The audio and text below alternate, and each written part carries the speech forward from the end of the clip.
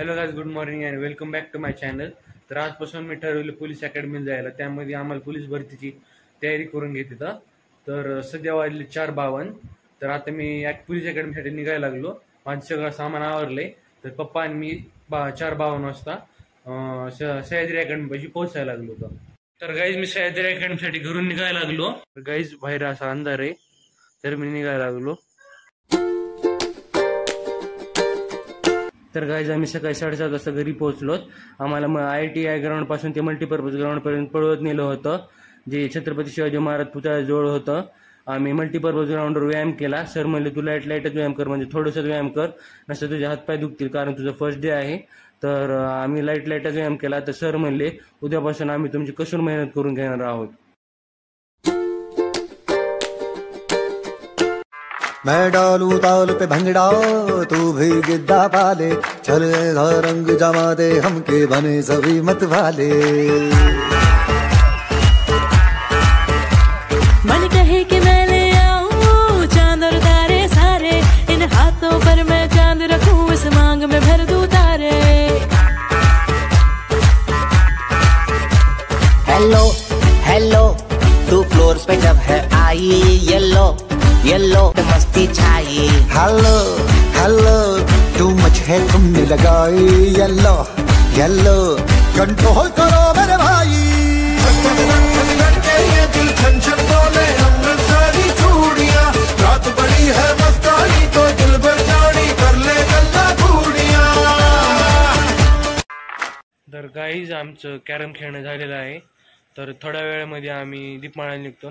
पण त्याच्या अगोदर मम्मीला कुंड ठेवायला मदत करायची आहे. एका झाडात कुंड ठेवायच्या, तर ते सब कुंड उचलायचे होत्या.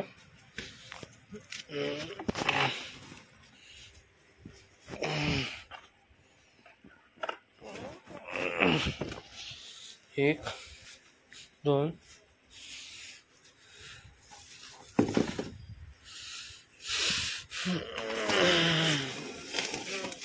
तीन. गाईज आम्ही दीपमाळा जाणार होतो, पण माझ्या मित्राच्या बहिणी साखरपुडा होता, त्यामुळे आम्ही इकडे आलो. आता हे कार्यक्रम बघा.